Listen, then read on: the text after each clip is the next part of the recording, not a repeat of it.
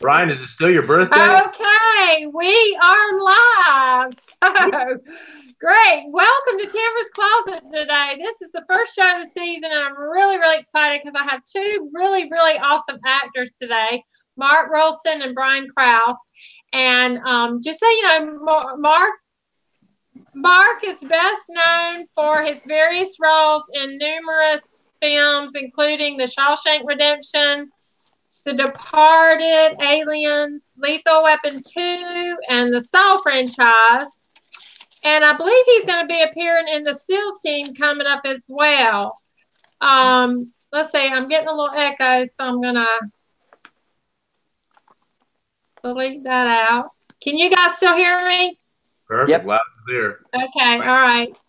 Okay, I was getting echo. I had to delete that other page. So Brian Krause is best known for his role as Leo Wyatt in the television series Charm, and his leading role is Charles Brady in the film Sleepwalkers. And today we're going to be talking a little bit about their start in acting, as well as we're going to talk about an upcoming film project they have called Me and Michael, which is a heartwarming true story of the bond between two men in the same neighborhood, one homeless and the other American actor. Actor Mark Rolston, who, like many of us, paid no attention to the homeless, and he suddenly realizes the growing problem of the homeless after bonding with a real homeless man that had been living in a ravine behind his home. And he creates this bond with Michael Toscano, who is also going to be with us today. And Mark wrote a screenplay for this upcoming movie, and Brian is going to be directing it, and Michael will be playing himself. So I'm going to have them talk about that today, and I want to go ahead and bring them out since we're late getting started. And so I want to welcome Mark Rolston, Brian Krause, and Michael Toscano. Say hello, guys, so I know you're still with me. We're here. Hi. We're here. Hello. Hello. Yay! So can everybody, huh? And we can all hear each other. Nice. Yes. Okay, great. Okay, well, I'm gonna get right into it. I wanted to start with you, Mark, because you started acting at a really young age, age 9, and I want to know what you attribute your passion to wanting to be an actor at such a young age that got you interested. Well, it's interesting.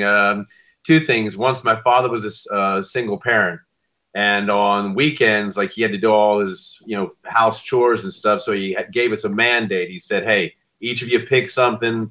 You have to do something all day Saturday." So my sister chose ballet, my brother chose guitar, and I didn't want to do either of those because I wasn't as good a guitar player as my brother. So I chose this theater club, which was downtown Washington, D.C. at the Washington Theater Club.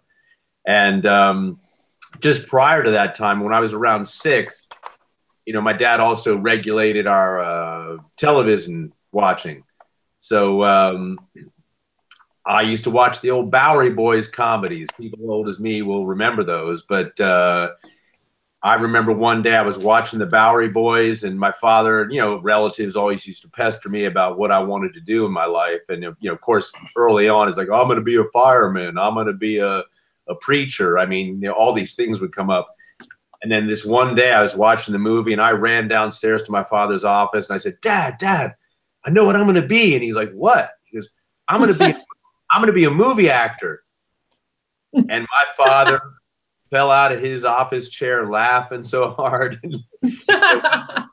He said, "Well, we'll see about that." But truth be told, like, I've reminded him numerous times since. I said, "Dad, do you know how prophetic it was that I actually said I was going to be a movie actor at like 6, 7 years old? And look what happened." So.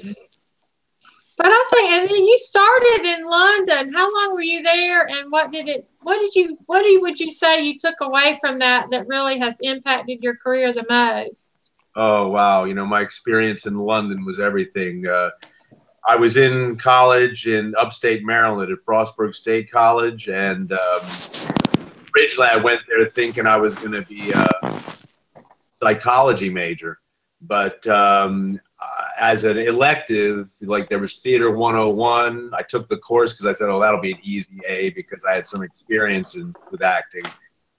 And one day walking through the Student Union building, I saw a notice saying, hey, study abroad in London. And I sent away for the prospectus. And they said, prospectus, that I could be a student at the Royal Academy of Dramatic Art. And I thought, oh my God, what an opportunity. So I signed up, went all the way to England, and that whole thing was a ruse. There was no way in hell I was going to be able to go to the Royal Academy. But I met up with a gentleman, Anton Rogers, who became my mentor, and he sort of shepherded me along and pushed me towards auditioning for drama schools there. And I got in every school except for the Royal Academy of Dramatic Art. Really? Yeah. But the training I received at the Drama Center, it was second to none. I mean, it's the only American method acting school in London. And actors like Colin Firth and Tom Hardy and Michael Fassbender all went to this school. Of course, I went to the school long before they did. Again, aging myself here, but yeah, my training in London was everything. It gave me an absolute foundation and taught me the craft of acting, which it is. It's not just a whim, as Brian will attest to. It's a craft. It's something you work at, and you work at pretty much your whole life. Right. Well, I mean, I thought that was great. I did a little research and watched some interviews, but I think that's really great that you able to went to such a great school. And so that's really great. What about you, Brian? How old were you when you realized you had an interest in acting? I guess it kind of happened for me in a funny way as well in junior high school. So I was about 14 or something, but I found my way into the drama class because, well, this kid was bullying me and I had to get out of a class because his friend was going to stay after and beat me up, and I was scared. So the only class that was left that I could take, because I had like 5 music classes at the time, they wouldn't let me take another one, was drama. And I was like, oh, okay, sounds like an easy A. And the door was close to the back of the school. So I knew at the end of drama, I could just run out the back of the drama class and get away from this guy. So I did that. And then that kind of kicked. Yeah. So then it went well, and I won an award. And so I went into it in high school, and my mom had asked me if, I wanted to do one of these commercial workshops or whatever that was in the area. I grew up near Los Angeles. So, the first couple times I won like an award for these little 1-act plays and stuff that we were doing. And so she kind of pushed me if I was interested to do a commercial workshop or get an agent, get a picture. And so I did. I tried it. I was playing sports. I didn't really want to do it, but I always figured through high school it was an easy A and a good place to meet girls. And it was fun.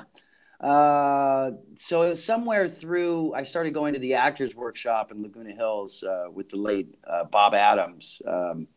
And he was all about film acting technique. And somewhere, must have been when I was like 16, 17, I think I had just decided that it's what I wanted to do. And I'll never forget, there was we had a new drama teacher my senior year of high school, and she had asked everybody what they wanted out of the class. Nobody really liked this new teacher because she had taken over for, the 20-year drama teacher, English teacher that everybody loved. And this was her first year. And, but I kind of was, I liked her. And she was going around the class asking people why, they're taking drama. And, everybody's like, A, get an A, meet girls, get an A.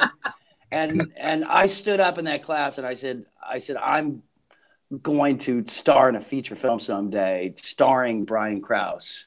And, everybody laughed and chuckled and said, no way, you'll never do it, blah, blah, blah, blah, blah, blah. And it was, about 2.5 years later, I was, sure enough, starring Brian Krause in studio film. So, dreams come true, and Mark's to attest it. And, you put in the work, and you know, have a real vision for something, and you got to go get it, and it can happen, you know.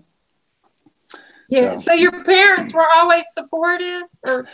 Well, my mom was supportive of me, you know, playing sports or going to school or whatever it was. But when I told my father that it's what I was going to do and not go to college, you know, it was okay if you want to live here. You know, I was living at home at the time. He gave me the bills, so I had to pay for, you know, my car insurance. I had to pay, you know, basically pay rent at the house. I had to get a job. I had to. So he was supportive to a point, but he wasn't going to support it. He made me go work, and so I went and got a job and was working as a bellman as many hours as I can. And in between there, I would drive, you know, the 60 miles to and from Los Angeles and drop off my headshots and sneak onto the lots and do whatever I had to do, and then drive home and go work and go. So it forced me to go get it. And it's probably the best thing he did, as opposed to just saying, okay, here, I'll help you be an actor. He made me go work for it. Yeah. Well, that's good. That's good. That gave you, yeah, well, that was good. What about you, Mark? Were your parents always supportive, or? Well, I have to say, you know, my father was a computer programmer for IBM, and I'm the only person in my very large family. My mother was one of 17 kids, so I've got cousins all over the country, and Wow. you know, my dad. I was frightened when I was 18. I actually went to him and said, "Dad, you know, I'm gonna train. This is what I'm gonna do." I thought for sure he was going to say, like, "What are you thinking? Are you crazy?"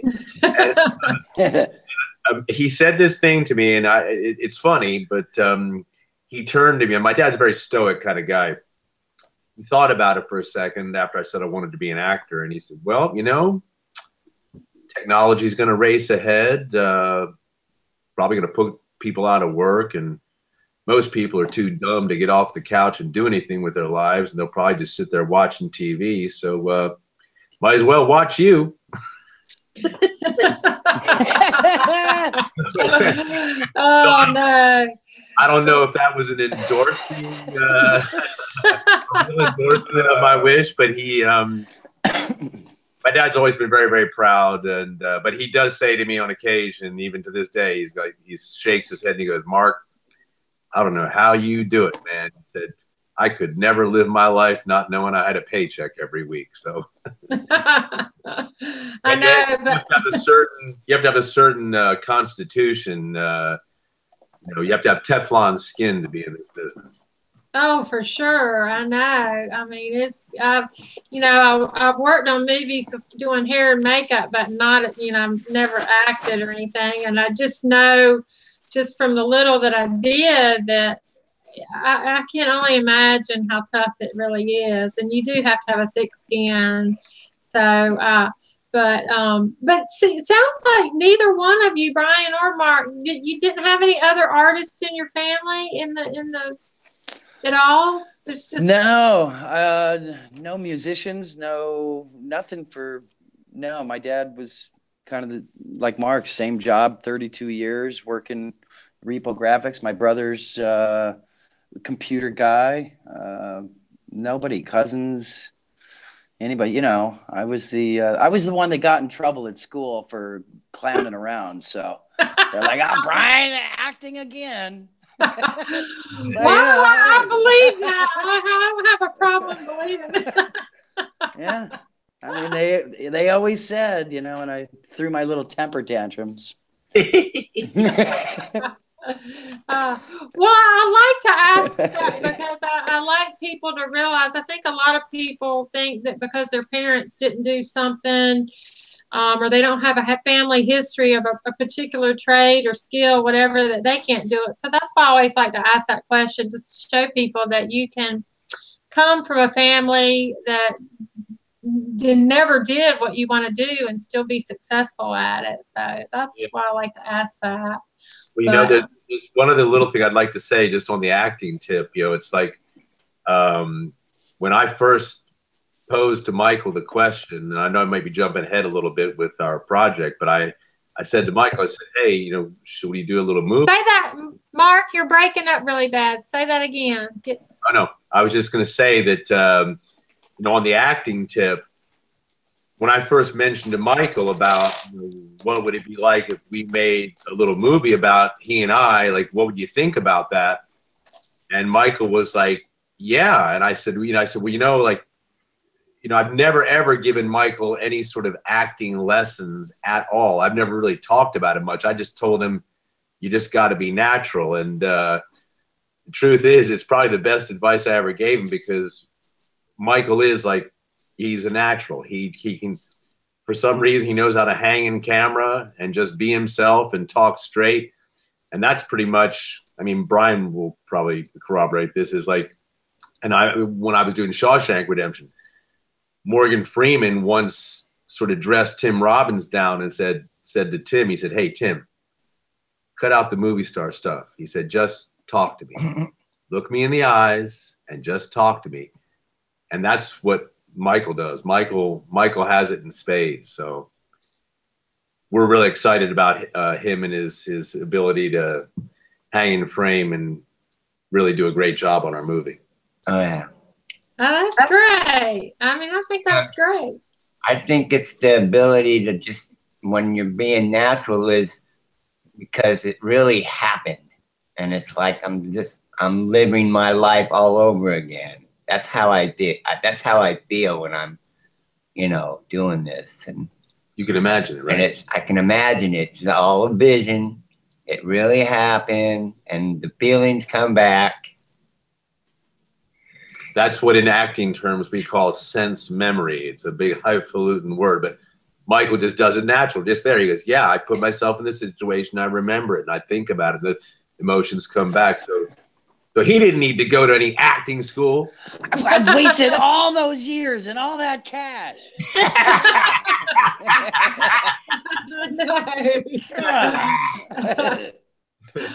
Well, I want to ask you both too about what was it about the acting career that you were most passionate about? Because it's a different type of career.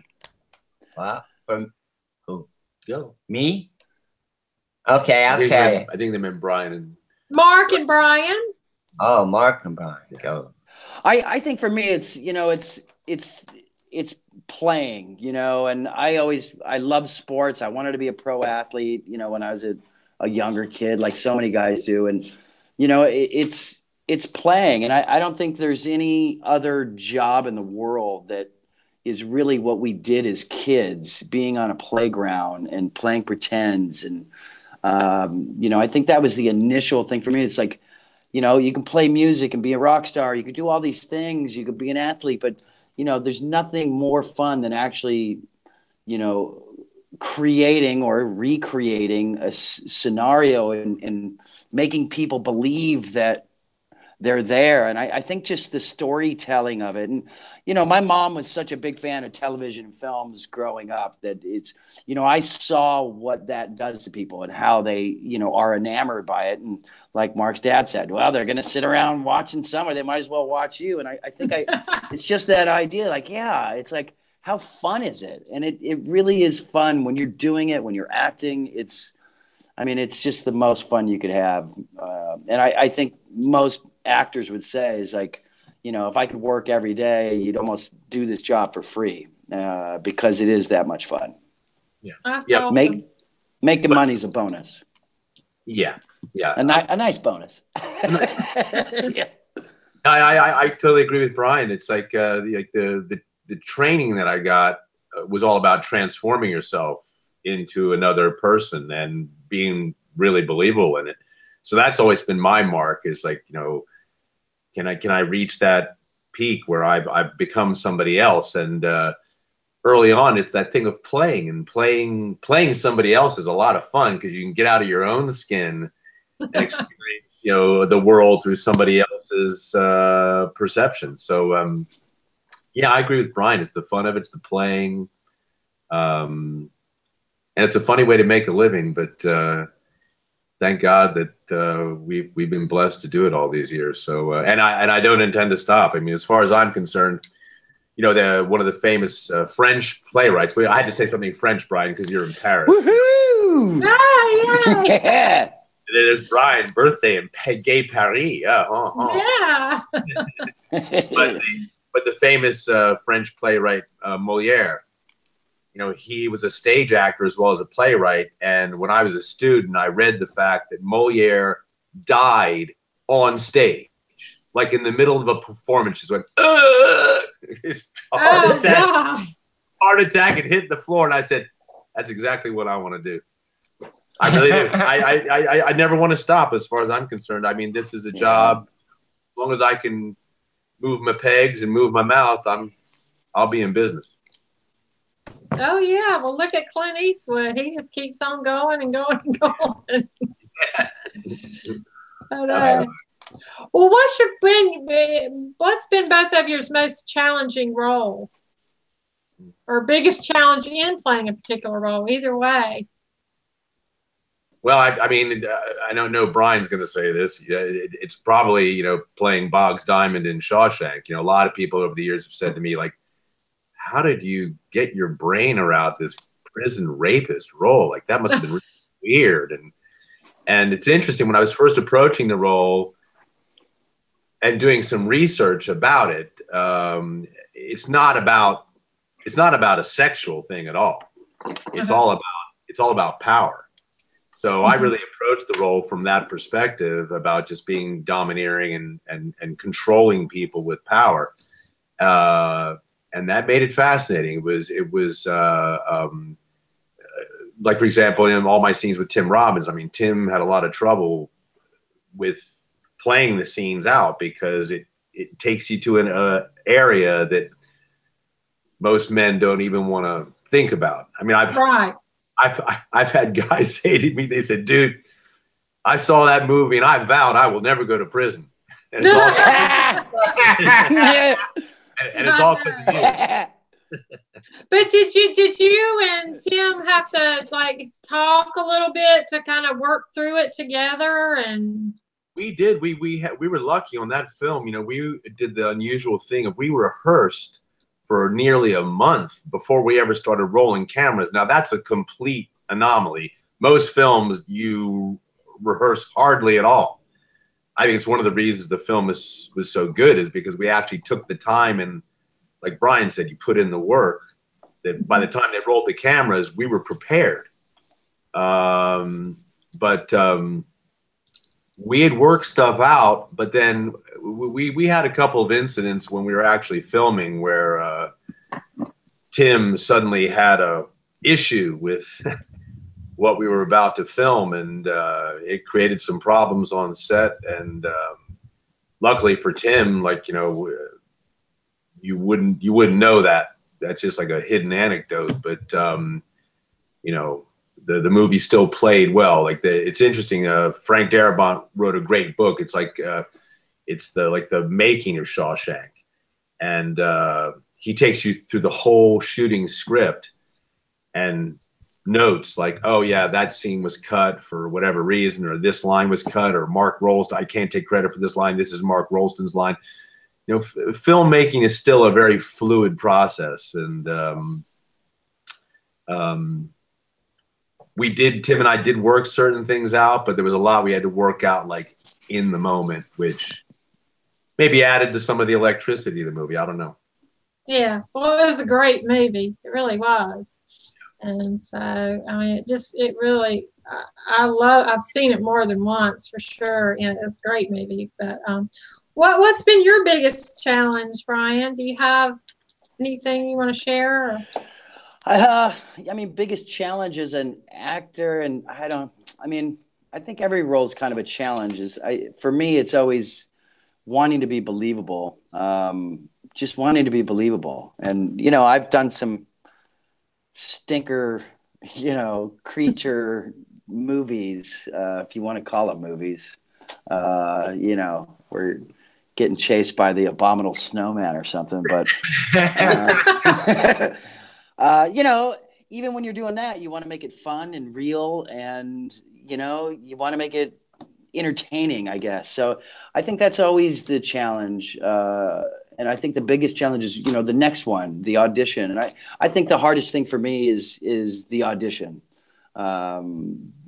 Gearing yourself up, throwing yourself in there, laying it down, putting it on tape, or walking into the room and doing it, and then being able to be okay and walk away from it. It's a very challenging thing, I think, for most actors. Is, you know, you prep up, you do all that work, you go in there, you lay it down, and you got to be able to, you know, feel good about yourself, even when you don't get it. And you know, this job's a lot about failure. You know, you're going to fail a lot more times than you're going to succeed. And, you know, people build a career based around, you know, that notion right there.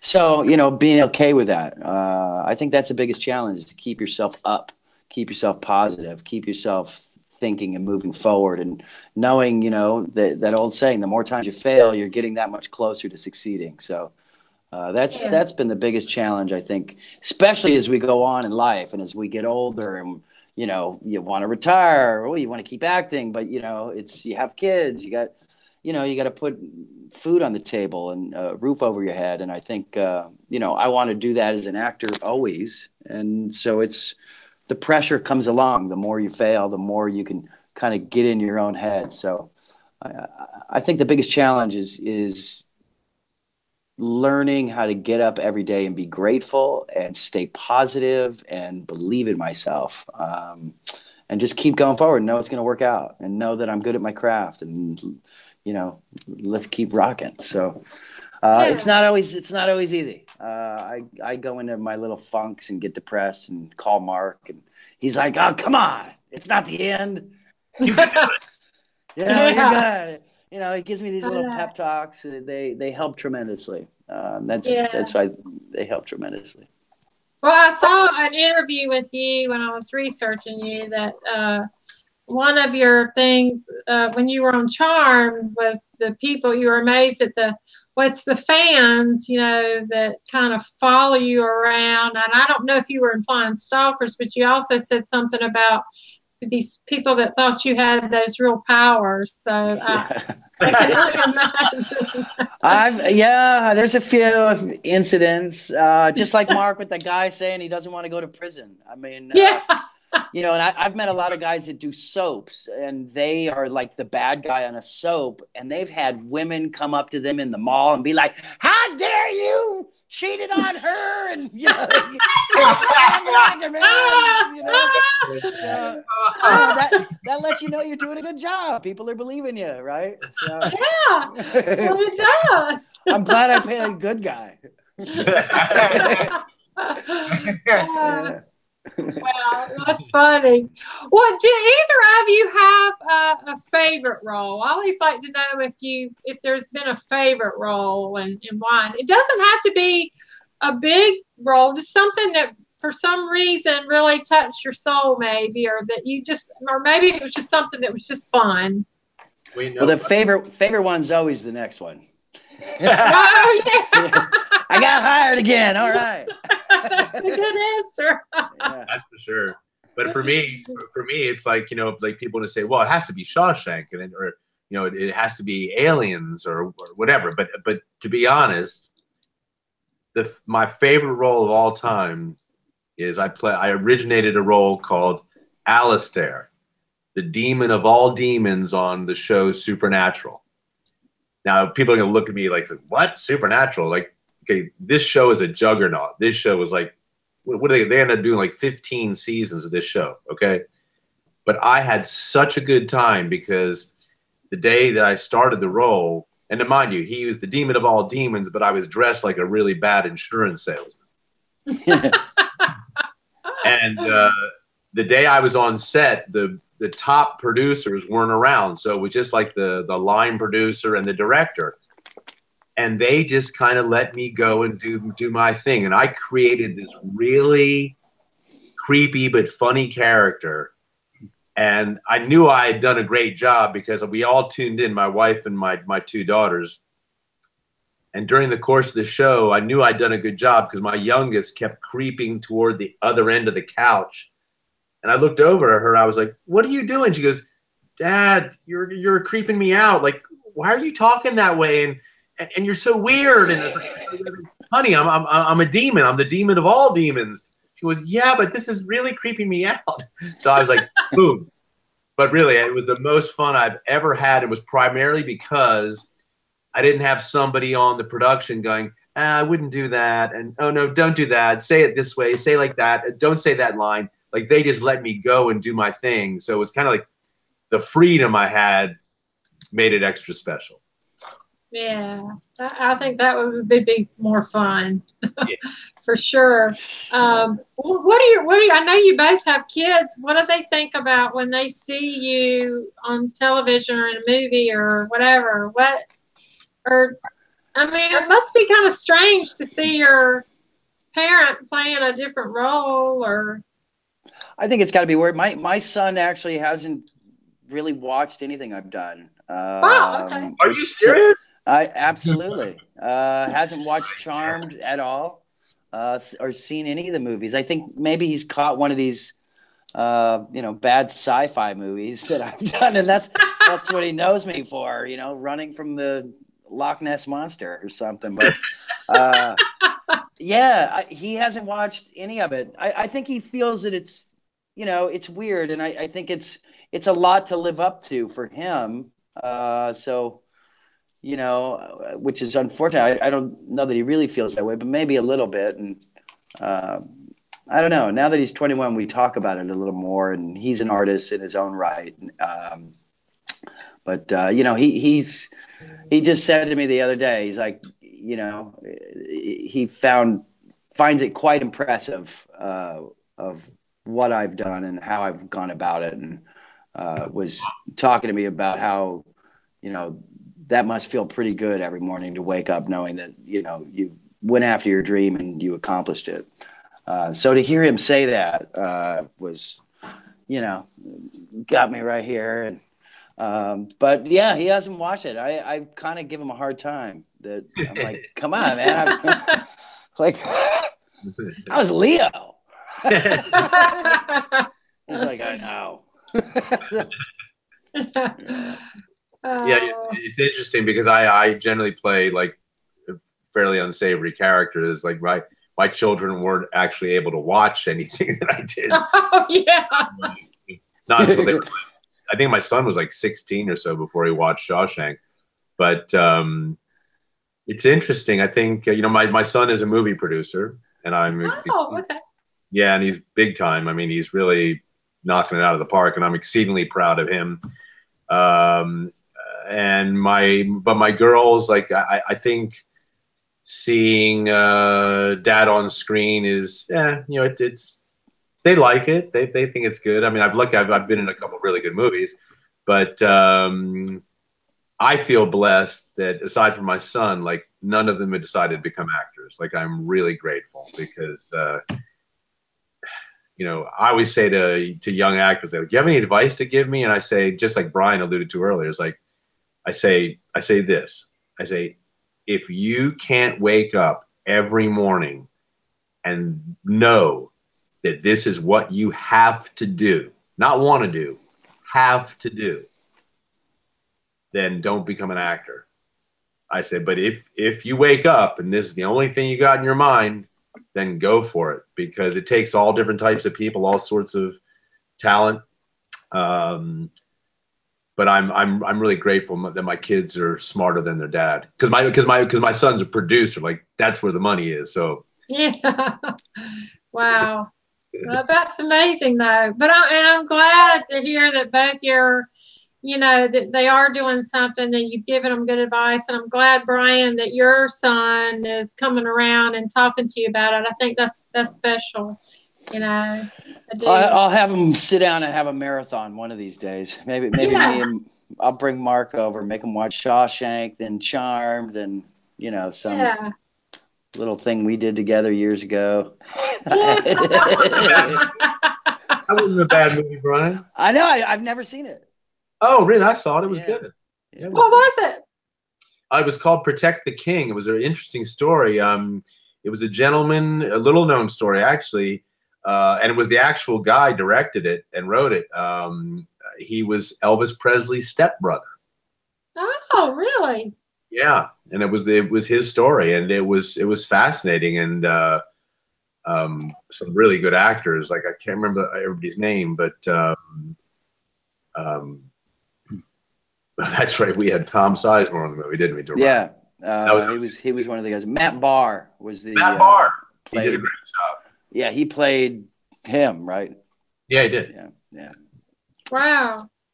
Oh, I'll have to see if I can find that. That'd be cool. Check it out. It was actually pretty darn good. Yeah.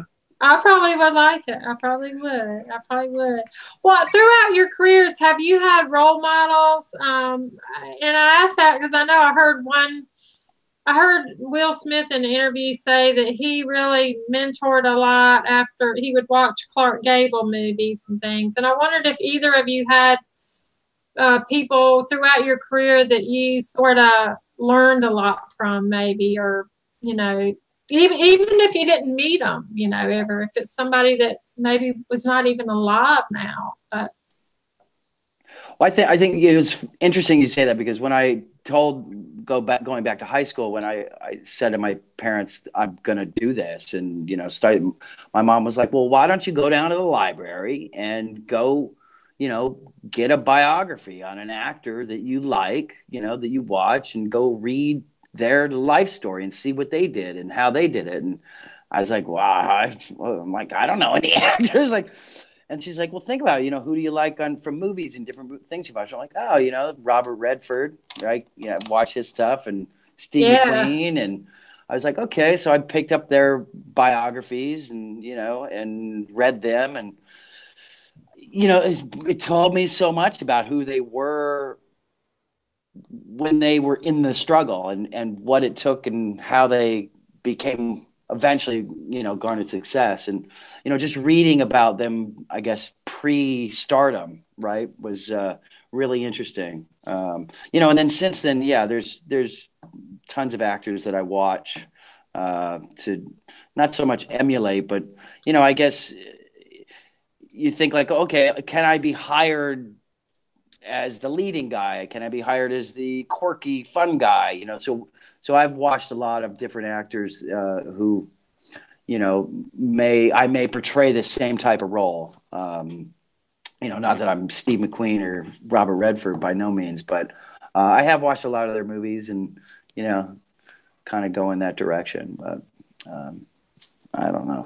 Oh, that's great. No, I mean, I think that helps you learn, you know, even if you're not doing the similar roles, you always learn everything that you watch or read, you're learning something. And it really helped me believe that how possible it was, you know, when you hear Redford being broke in New York, and, you know, just living there, and the struggle, and just, you know, and look what he's become. And, you know, nobody's born into stardom, I think, is what I got out of that, is that, you know, anybody can go get it. Yeah. That was the beauty of it. Yeah, for me, coming up, my first actor that I sort of modeled myself after was Robert Duvall. Oh, okay. And I really, like him. I still love his work. And Brando, of course. I mean, Marlon Brando, you know, we all watched him, and just our mouths would drop open. But I was fortunate enough, you know, like Morgan Freeman became like my idol. Like, I just thought he was, and still is occasionally, I think one of the best actors in America. But when I was on set, he told me his story, which was fascinating. And Brian was alluding to the struggle. When I met Morgan, I said, we were on the set of Shawshank, I said, so Morgan, like, when do the powers that be get you? And he said, well, you know, he said, I was living in New York, driving a cab and supporting not only my kids, but my kids' kids. And after I did Electric Company, he said, I couldn't get arrested in town. He said, I was going to give up. He said, I was almost going to quit. He said, I was driving a cab 16 hours a day just to make ends meet. And he said, but one day, he said, I had an appointment for a little movie. And he said, I happened to get a fare that took me right outside the exact building I was supposed to be going to. And he hadn't read the script. He hadn't even looked at it at all. And he said, you know what? I'm just going to park the cab and I'll go upstairs and cold read it. The cold reading meaning first time you ever looked at it. I'll just read it off the page. And that movie was Street Smart, starring Christopher Reeve. And that's the movie that Morgan was given an Oscar nomination, Best Supporting Actor nomination. Wow. And I'll never forget, Morgan turned to me and he looked at me and he said, and you know what? He said, when I got that nomination, it was like the big man upstairs just came and just tapped me on the head and said, you're it. Because my life changed in an instant. And I went from slogging it away, driving a cab for 15 years to glory. I mean, you can mention all of Morgan's, Driving Miss Daisy, Shawshank Redemption, and on and on and on. Yeah. Wow. The thing I admire most about Morgan is that one day, you know, the famous the guys drinking a beer scene up on the roof in Shawshank. Yeah. Uh-huh. You remember, like, the guards, they finally relent. They did a good job on the roof. They give him a beer. Well, Morgan, they'd already shot Morgan's side of that scene, but because there were so many actors on the roof, they couldn't get to everybody that day. And the next day, Morgan was supposed to, it was in his contract that he was going to have a little break in the middle of filming. He's going to get flown off to the Virgin Islands, where he keeps a boat, sailboat. Uh-huh. And the next morning, it was like a 6 a.m. call. All the guys were on the roof. And who should be there but Morgan?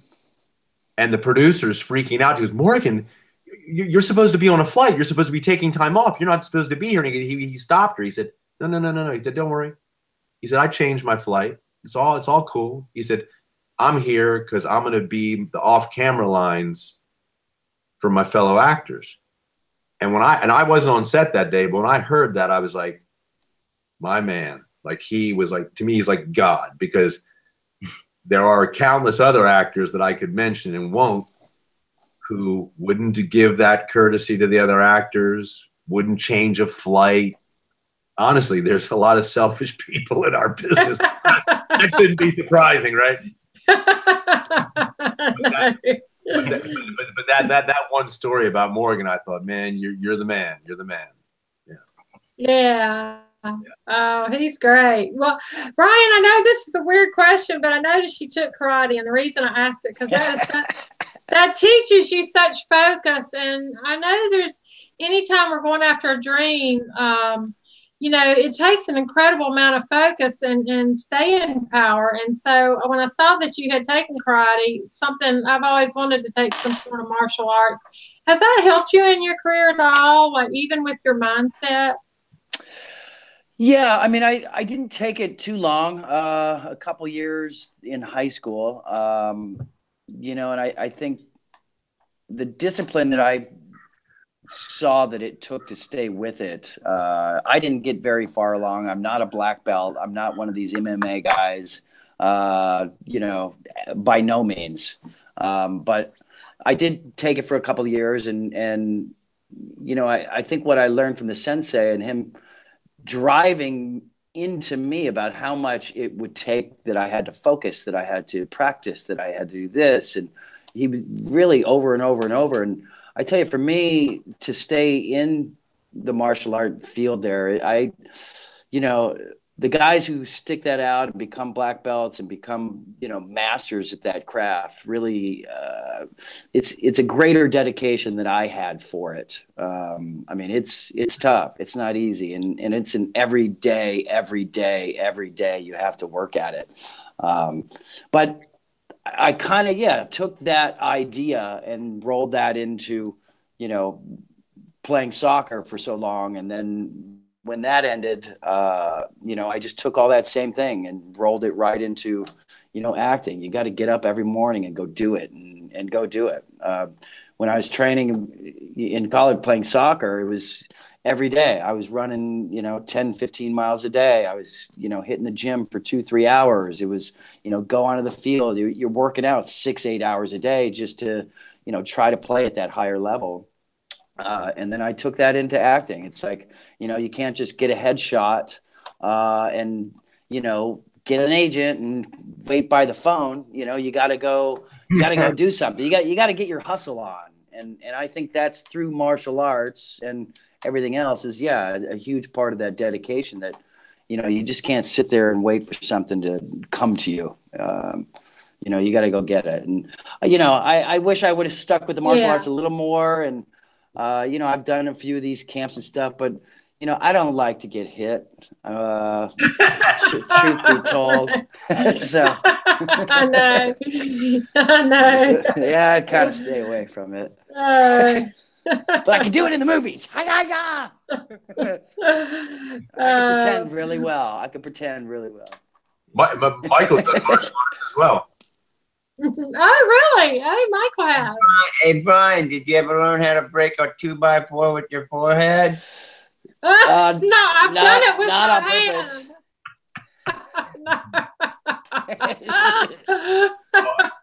I imagine Michael has. He's such a hard head. I broke bricks with my forehead, but never a 2x4. Wood's harder than clay. Yeah. Well, that doesn't look fun.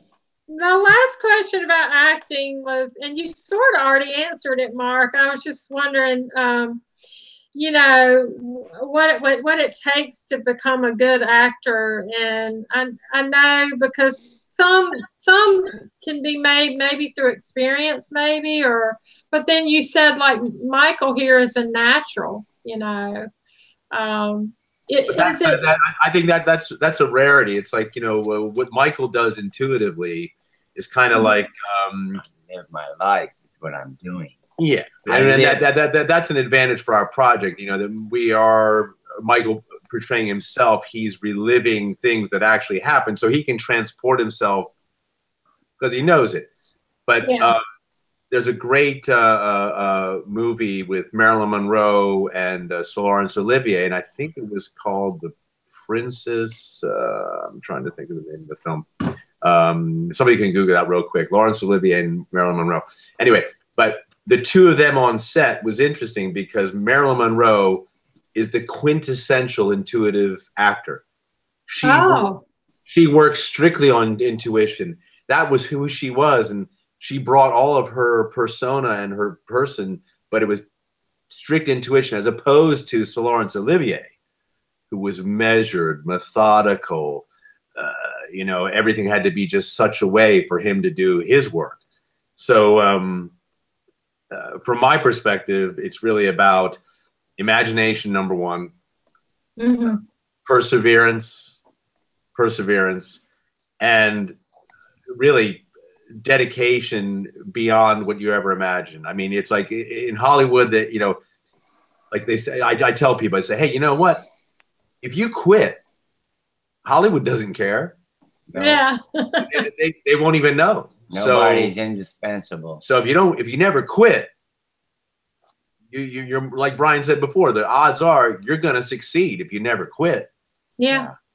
So it's kind of like that, but imagination is number one and key, right? It's the key. And Michael, he's lucky enough that he knows that already without ever doing an acting class. I mean, honestly, I've never given Michael any technique. Never even told me how to act or anything. All I did was a couple months ago, we were in my kitchen and I said, Mike, okay, look, we're gonna read this scene. Don't worry, no pressure. We read it.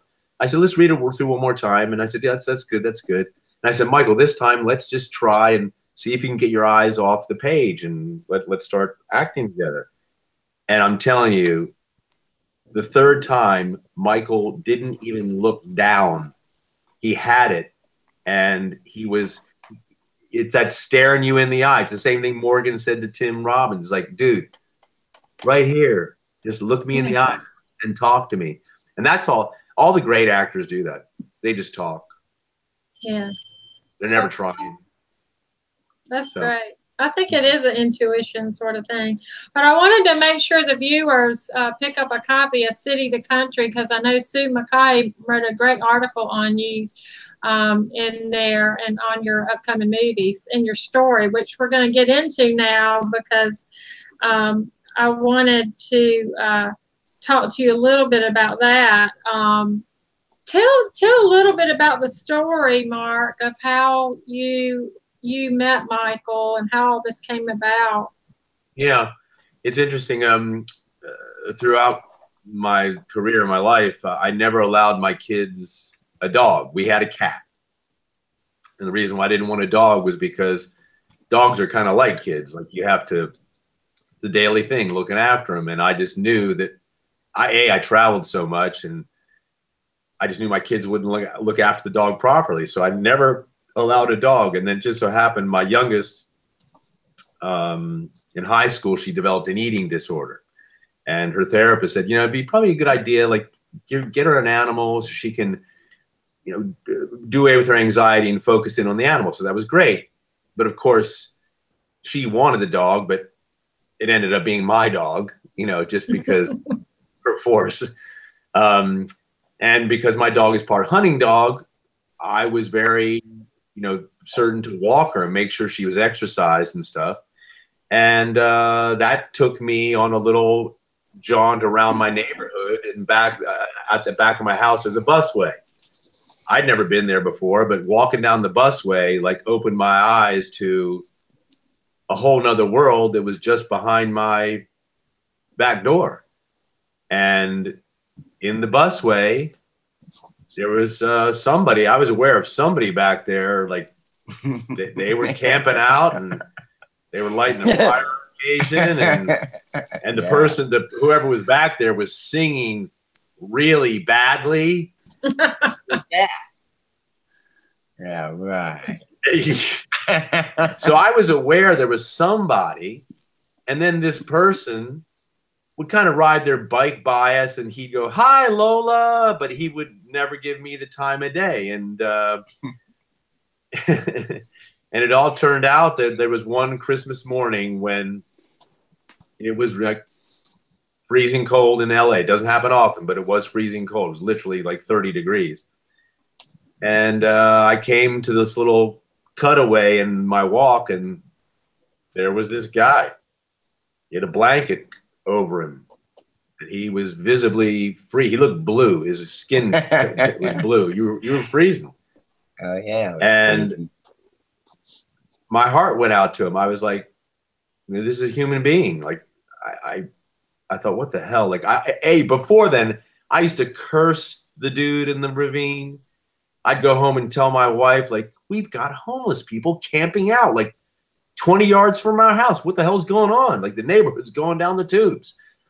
And but when I saw the guy freezing, I went around to the house. I got one of my kids' sleeping bags. I took it back to him, and I approached this guy. And I have to admit, I was a little bit wary when I was approaching him.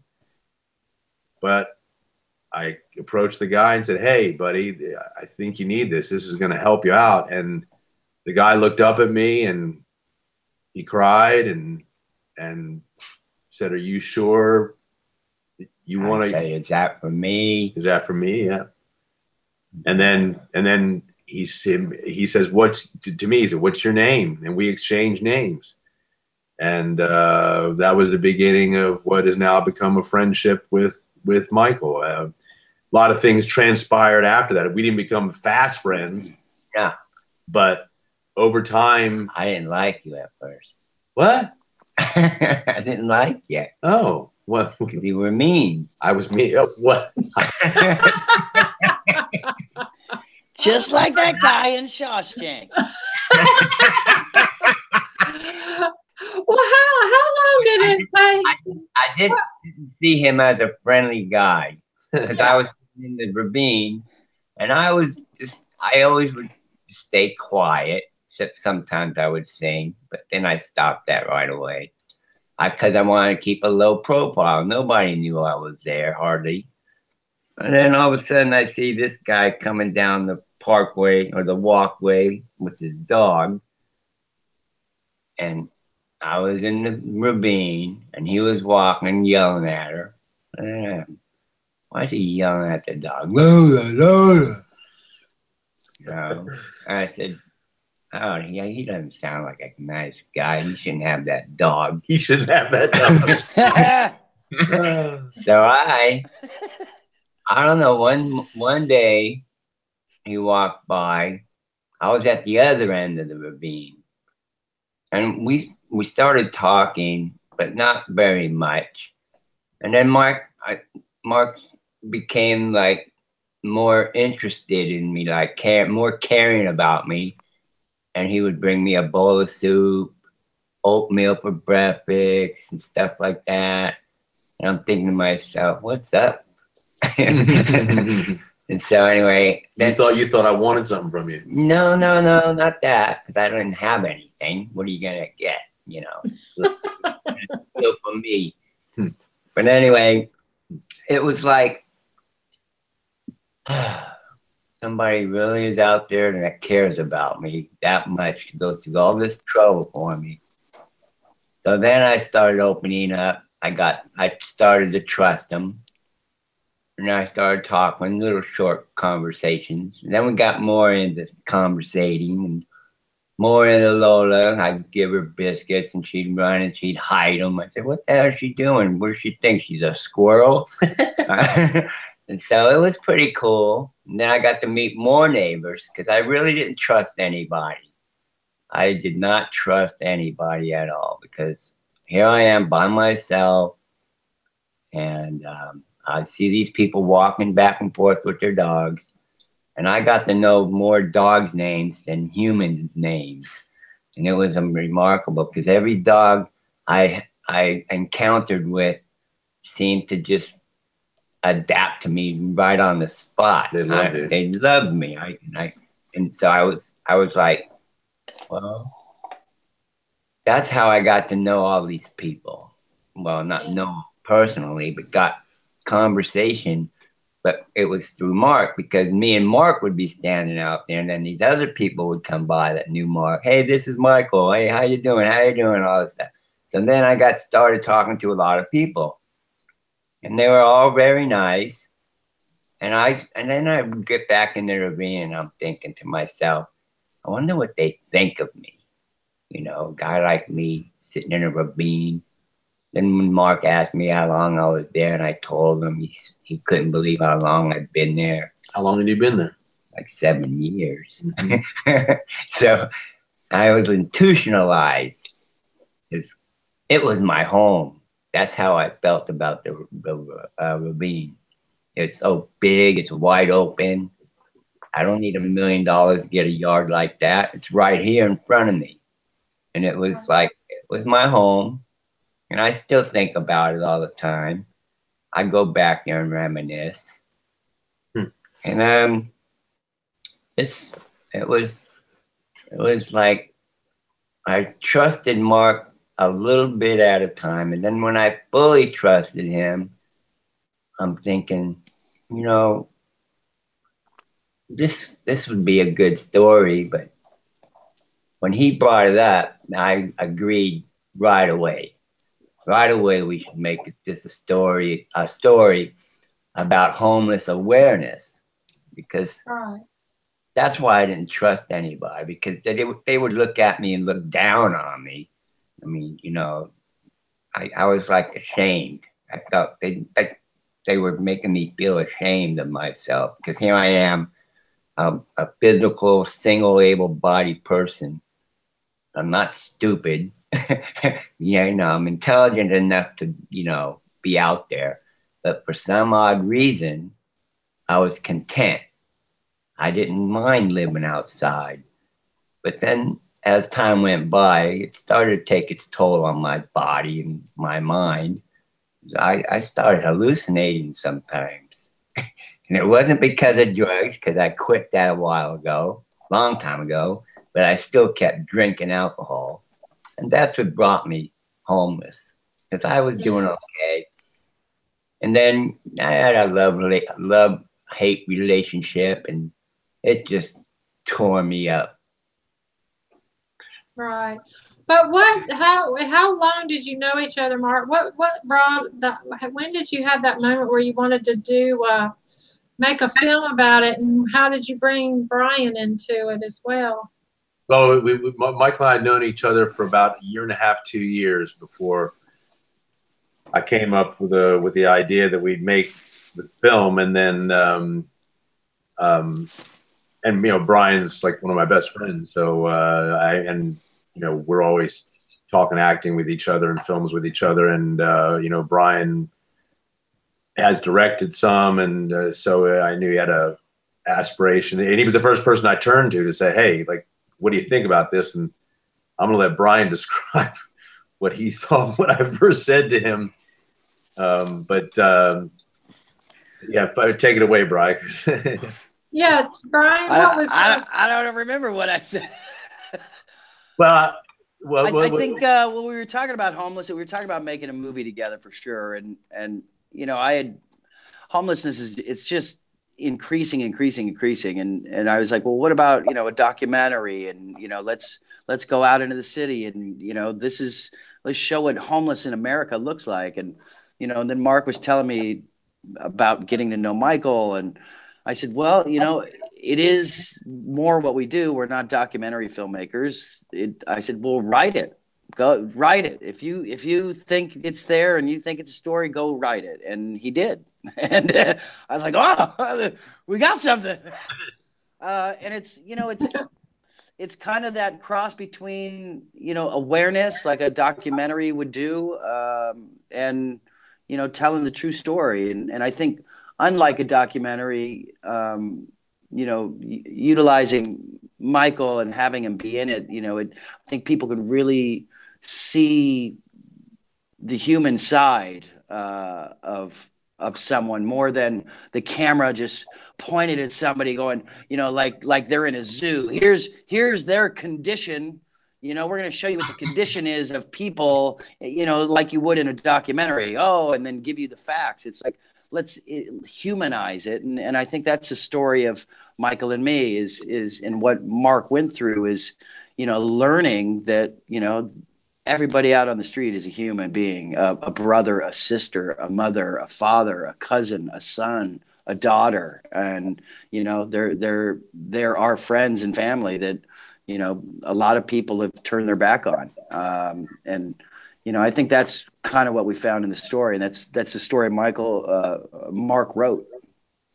So it's, it's been exciting to go forward and get it out there, and what Michael has gone through and his transformation and where he's coming. And it's quite impressive, my brother.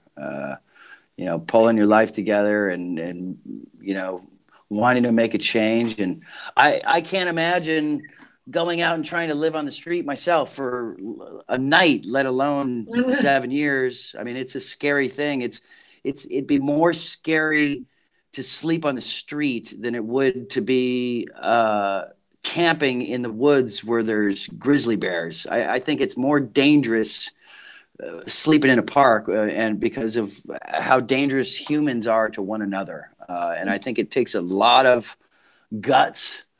And man, it's no way that we should allow anybody to live. And I think that's the most unfortunate part of America these days, is that we allow people to live that way.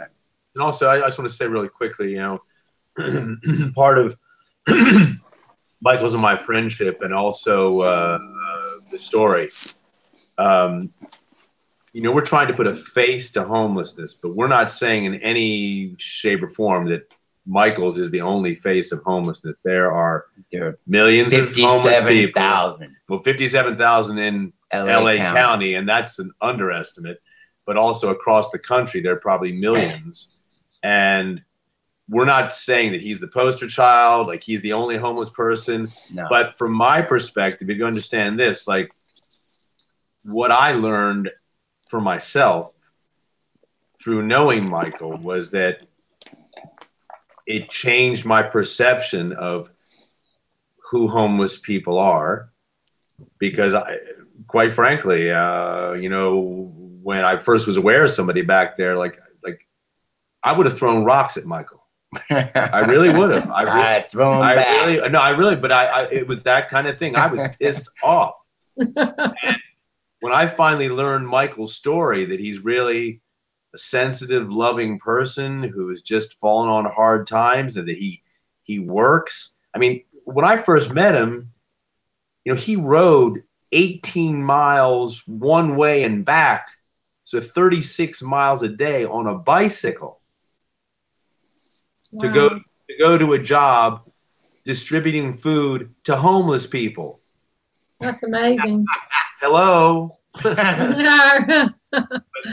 but now, so once I saw Michael for who he is. He's a human being. He's not without flaws. He's not perfect in any regard, but he is a good guy. He's not a thief. He's not a criminal. He's not a drug addict. He was a beeraholic, and just to say, you know, Brian alluded to it, but kudos to this guy. He's 70 some days sober. Almost 90, brother. Almost 90. Time flies. I got him a job, and he just got another new job at his church where Michael volunteers on Thursdays anyway.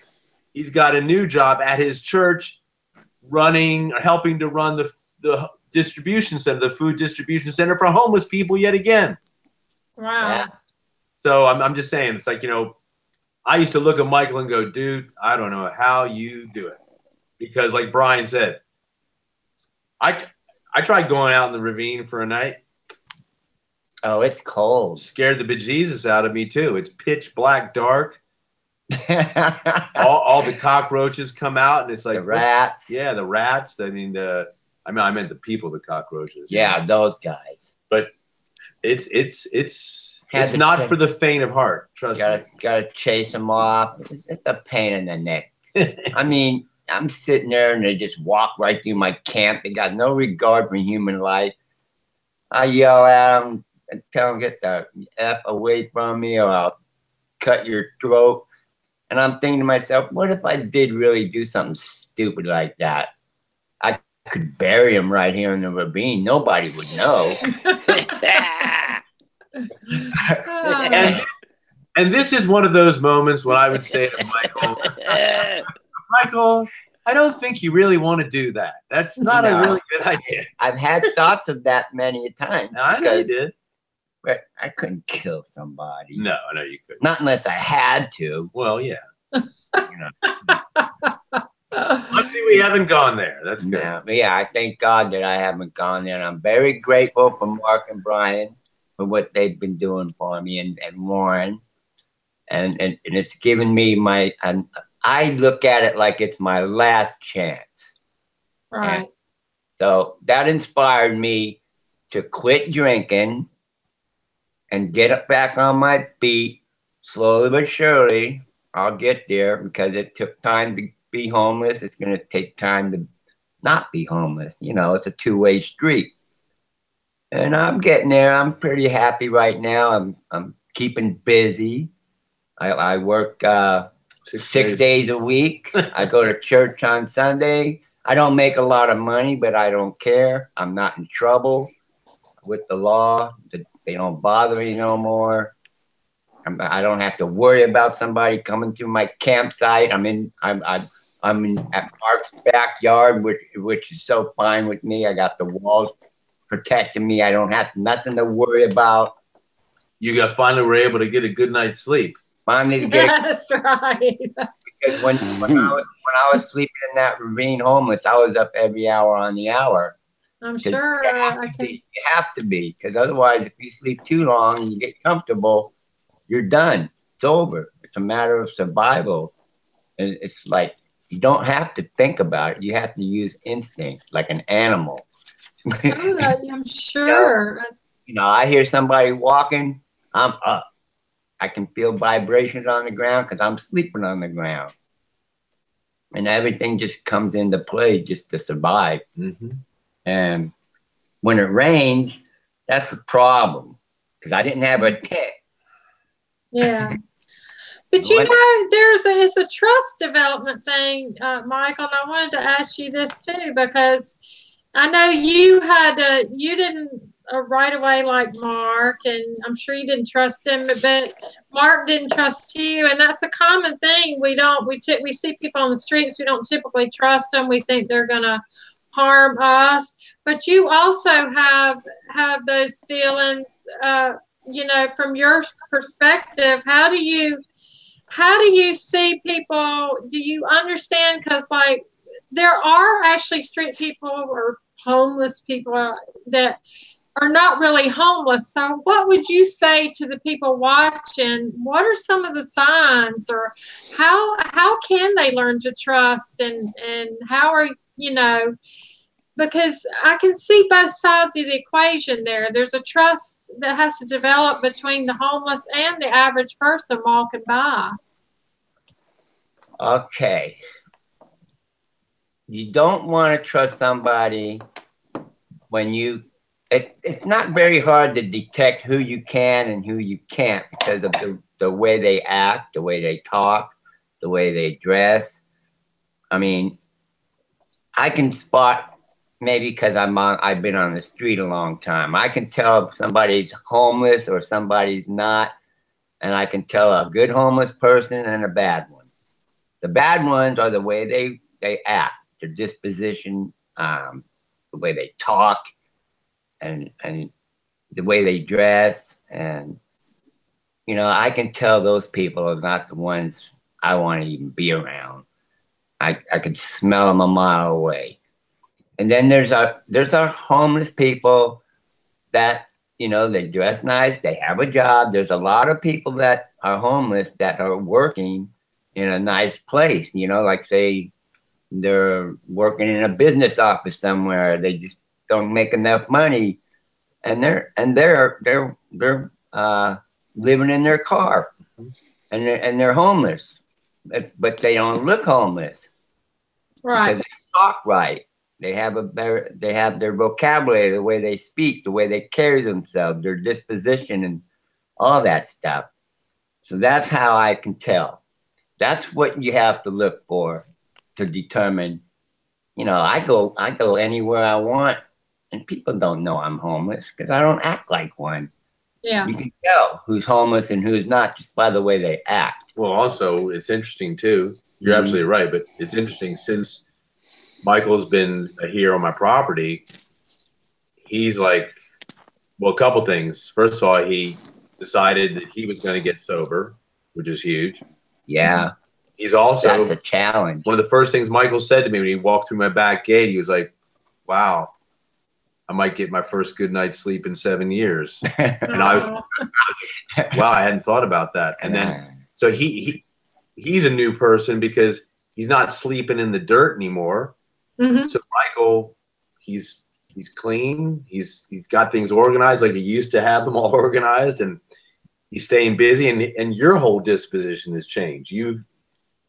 Michael's, it's like he's come alive again. It's like he calls it his last chance, but I almost say it's like it's a renewal. It's like his good spirit is coming out again, and it's amazing to see. You know, I got to tell you, you know, talking about trust, okay? Yeah. So I'm writing this script, and my buddy Warren says to me, he says, hey, you know, I think you better do a background check on him. And I was like, why? He said, because, man, you don't know this guy. He's just this guy you've met. He said, you don't know what's in his history. He said, you could do this whole project, and boom, all of a sudden, whoa, he's got a felony charge or whatever. And I can't tell you how relieved I was when I actually went and run a background check on Michael, and it comes up to this day clean. And that's why the cops could never arrest him, because when I don't have no priors. All I have on my record, but I had him expunged, was a DUI in 1999, 2 back-to-back in 76, a reckless driving ticket, running a red light, a stop sign, and a speeding ticket. That's all I have. No breaking and entry, no drug possessions, no stabbing somebody, no robbing somebody, breaking and entry, nothing criminal, felony, or nothing. So I was able to trust more when I found out that he was a good, clean, solid person. And I can tell the way Michael acted that I could trust him because, you know, mainly because of the way he loved my dog up. Like my dog, she loves Michael. She'll go to Michael before she even go to me. Wow. Well, I know when the movie was, when you decided to write a movie about it, was part of it coming from when I saw an interview with you, and I think we talked about it maybe on the Google chat. You were talking about how Hollywood was running out of ideas, and some movies are pretty much money driven, and years ago they were director driven, and or they're story driven. Was part of this something that you felt like Hollywood needed to change? So running out of these movies, or more, I don't know, maybe more true stories, or. Well, it's interesting. It's I've lived through a heyday when I first came to Hollywood. Hollywood was making 400 and 500 movies a year, and now it's down to like 25. And it's all down to money, and it's a sad thing. It's like Shawshank Redemption. If they tried to make that movie today, it wouldn't even get financed. Wow. Yeah, because human stories or human interest stories, like true stories, can still get made. But like three genres that will always get made now are horror, true stories, and romantic comedies. But go to a studio and say, "Hey, I got this great Western I want to do." They'll just run for the hills because it's not a sure bet for them. So that's why you see in the movie industry, they do a lot of rebooting and rebranding of old titles, because they figure, oh, there must be a bit of an audience for this, and we'll just plug that whole thing in right away. It's a shame. I've never understood why, with the success of Shawshank Redemption, they just don't do, movies about friendship and hope, about real people. So, yeah. So for us, I mean, to be honest, part of the reason we're making this, aside from just the unique thing of our friendship here, was that my life goes up and it goes down. It goes up and it goes down. So in the down portion, my buddy Warren kept saying to me, and even Brian would say to me, he's like, dude, we should shoot something. We should do a movie. Let's come on, let's get out. Let's be busy. So part of it was that. It was like filling the void of part of my life, and like wanting to be creative, but only being able to be creative in between jobs. So this is now a couple years in the making, but we've all looked each other in the eye and said, we're going to get this done. Right. Well, how are you, Brian? How are you, and how are y'all pulling the actors and crew together for this? How is that? Well, it's actors and crew. We're them. We have a couple friends on board that have been willing to come aboard. It's raising the finances and realizing, once we see how much we can get, we go from there. I mean, if you raise $1 million, it's a whole different ball of wax with who you can hire, as opposed to making something for $5,000 with your friends. So, but what's interesting is like I intentionally wrote this thing to be imminently producible. It's going to be shot here in my house, so that's an easy location. It's going to be shot in the ravine. It's a human story, so we don't have a lot of crazy special effects and stuff. But with the money we raised on Indiegogo, we just bought a Panasonic GH5 camera. We've got a beautiful set of film quality lenses, and we're actually going to start shooting incidental scenes and string them together, because we're en route to finding some traditional financing, and we don't need a whole ton of money.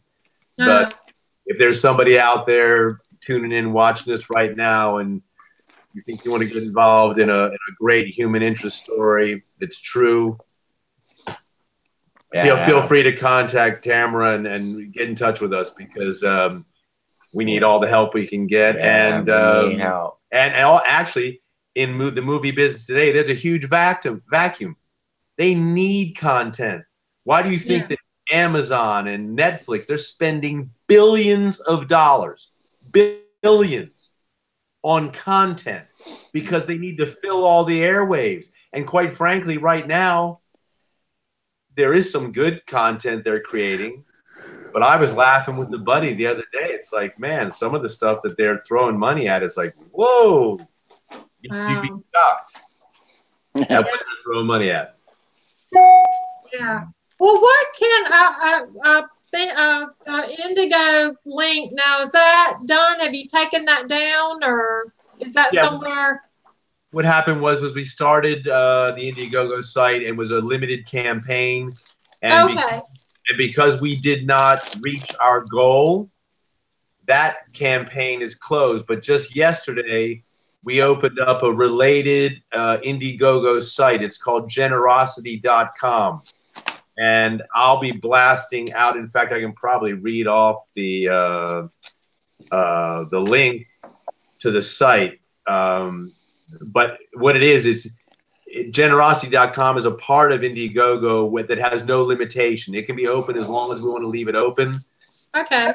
I'm going to post it on Facebook and on Twitter. So, fans and people that friends and family want to help out, they can, because we are moving forward with the project, and people can contribute there. And, we've got a camera. Yeah. So, that's good. We're going to start shooting. And we got us. Like, we're going to start shooting. Do I need to get some teeth? Yeah, we do. No, because for part of the you don't need to. No. Yeah. It's funny, when I first met Michael, somebody stole my teeth. They stole my backpack, and my teeth were in there. Oh no! Okay, that's not good, Michael. Low life. I was so mad. Yeah, but lo and behold, Michael went to do his laundry a couple of months later, and he was like, "What was it? Somebody showed it to you?" Somebody found my teeth, and Michael was like, said, "You gotta be kidding me! Those are my teeth." I said, "Those are my teeth." And that was the first time. The second time. Yeah. The second time, somebody took them out of my backpack. They took my whole backpack. And I lost them, and it's like you're handsome without them. Don't worry about it. No, that's right. Well, Brian, how will this film differ? I mean, are you excited about having a first-time actor and homeless person playing his own part, or? Absolutely. I don't think an actor doing it would be an actor doing it. I know Michael Keaton just did something about a homeless person in New York, and we've seen other actors do it, but it's it's an actor playing a homeless guy, and I don't think those actors actually, the research they do, I don't know if it includes actually going out living on the street, maybe for a little bit, whatever. So I think there's something that Michael brings to it that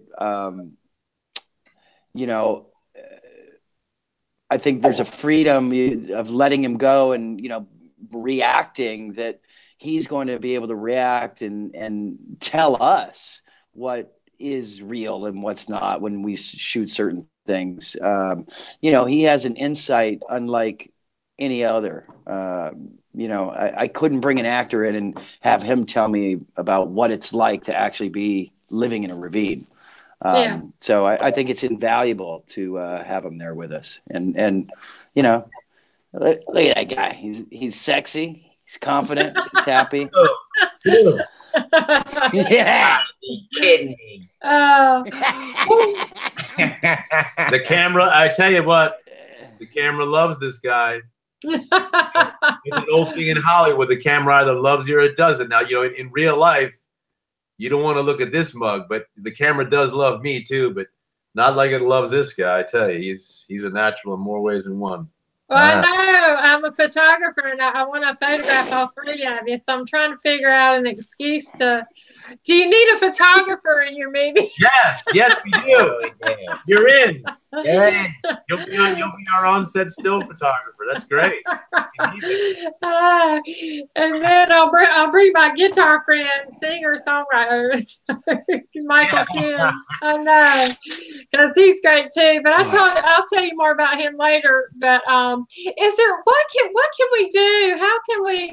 What can people do, or how can Tamarah's Closet help you more, or what else do you want to cover today, Brian and Mark and Michael? But I want to get the message out. I want people to know what I feel like and what it feels like to be homeless. That's my main objection, or my main objective to making this movie. It's not just because it's about a guy that's a true story and all. I want them to really see my world through their eyes and see what they think. And I want to get inside their head. Yeah. I want them to try and think how hard it is to survive out there like that for 7 years. I mean, I'm not a young spring chicken anymore. Yeah. But it's a hard life, and I've been through hell and back many a times, but I'm trying to say is like I got used to it, but I really didn't.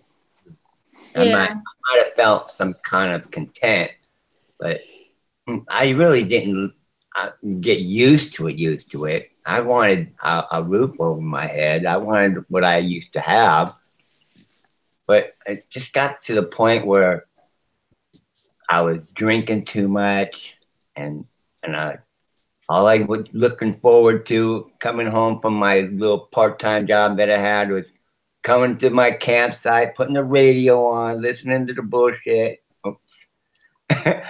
and on the radio and drinking beer. And finally, Mark came around, and Lola.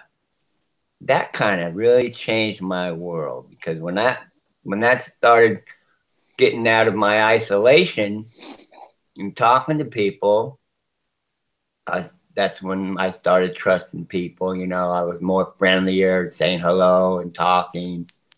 And Mark got me into that mode, and I started thinking, I gotta quit drinking, and it was hard. It's all about the human connection. Yeah. Human connection, contact. Yeah. This Brian, what do you think?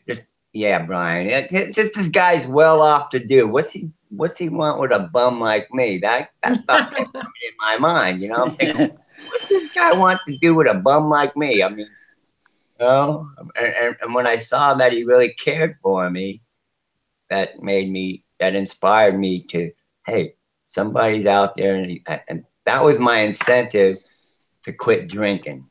Yeah. You know, I was tired of being looked down on. I was tired of being called a loser, and you know, that's probably why I was homeless. That's why I was homeless. Alcohol, the drugs, you know, that was bullshit. You know, but that's the only way I can, live the way I was living.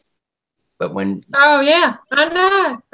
I told a friend the other day. I said, you know, if I was telling them about this movie you're doing.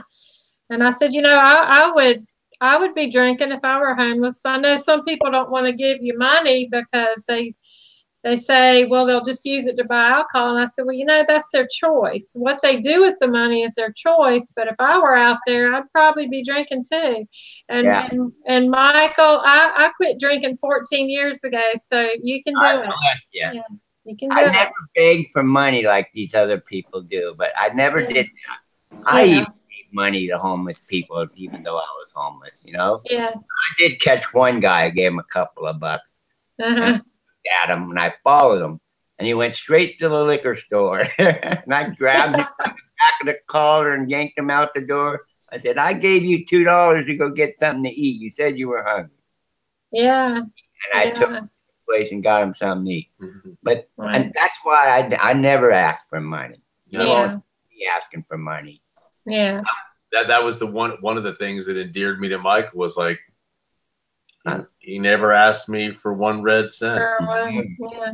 Never asked anybody, but and that's now I'll say it again. This is my last chance. That's how I look at it. I don't want to drink anymore. Yeah. It's your rebirth. Huh? It's your rebirth. Yeah. Rebirth. So what do you think, Brian? About which part? I know. I don't know. I'm just saying about the making the movie and what we hope to achieve.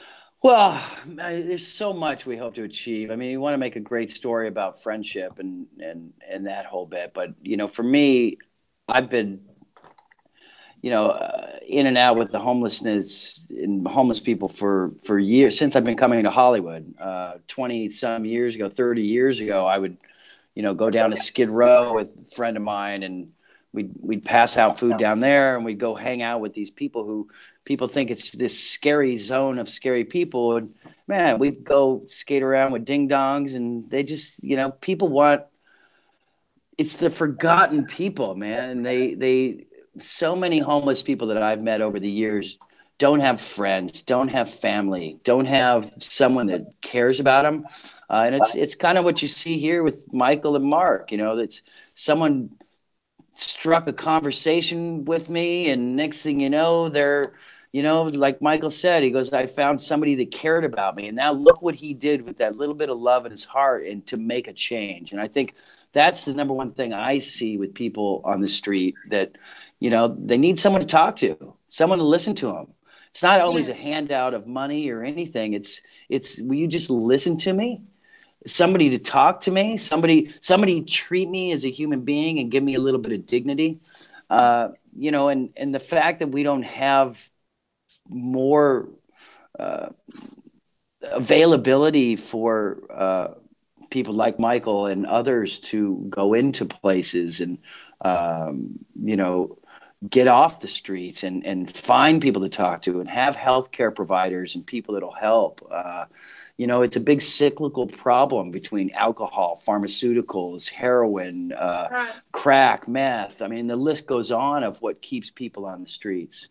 But the, you know, number one thing that drives people there, besides addiction and the lack of money, is the lack of friendship and love. I mean, you know, if you can't turn to a family member or a friend, you know, to go get off the couch or talk about your problems, you know, you're going to go deal with it in a really unhealthy way. And I think that's a big part of underlying what in this story that I want to tell is, you know, how friendship and can save people's lives and you know, really make a difference.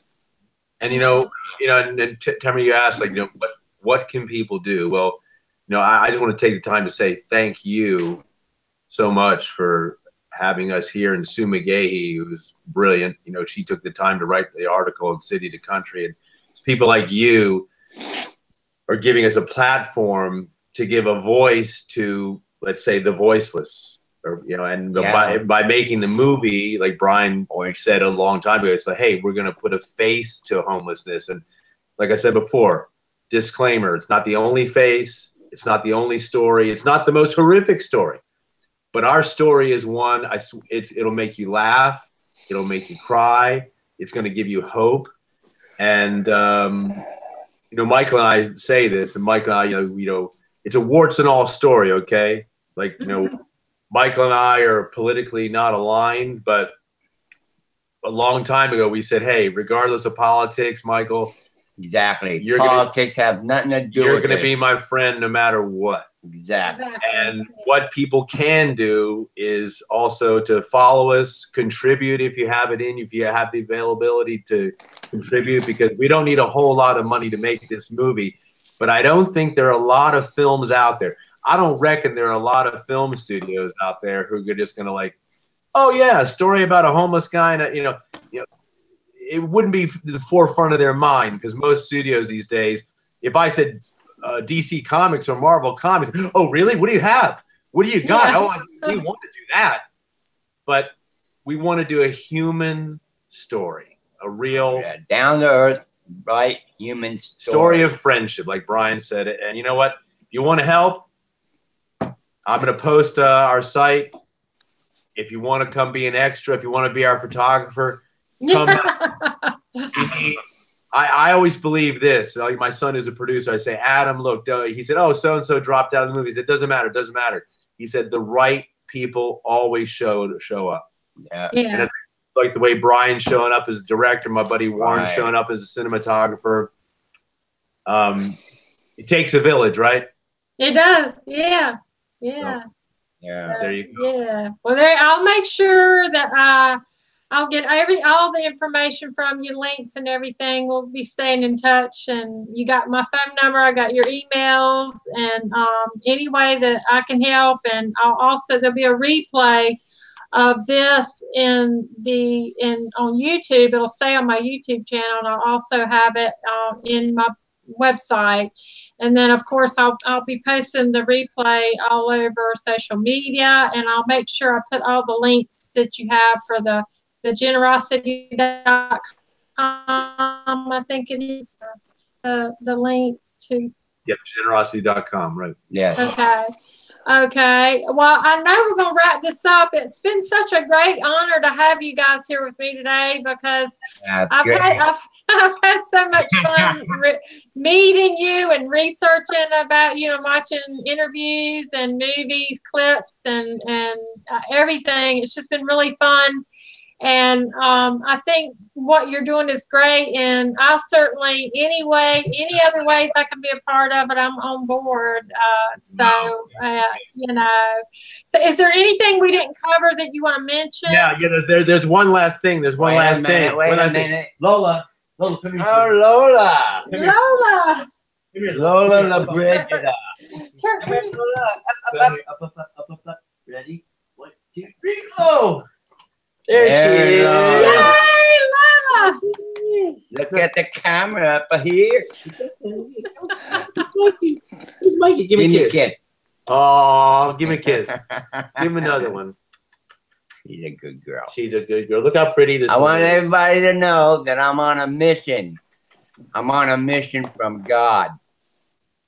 Okay? That's great. That's great. I love that. I love that. I'm a messenger. I know you are. I want to, Brian and Michael and Mark, thanks so much for being here. Don't hang up. I'm going to say goodbye to the viewers. Okay. And, I want to thank all of you. Thank you. Thank you, everybody. Thanks for having us on. Thank you. Yeah, don't hang up yet. And I want to thank the viewers for being with me today, and make sure you share the replay. It'll be in my blog, our website at tamarahscloset.com, and on Tamarah's Closet on YouTube. And so make sure that you check out under the YouTube video too. I'll be posting some of the links there that you can go to in case you don't remember. So if you want to contribute in any way, and make sure you go to the Me and Michael page on Facebook as well, so you can stay up to date on everything. And thank you, viewers, for your continued support. And there'll be coming up, I'll have the end of February, a great author who's writing kind of a trilogy of books, Brian Nicholson. And so join us, stay close to Tamarah's Closet on Facebook. I'm under Tamarah Ellen, and Wildflower says hey to my friend, and to your own success, to the viewers, just keep rocking it.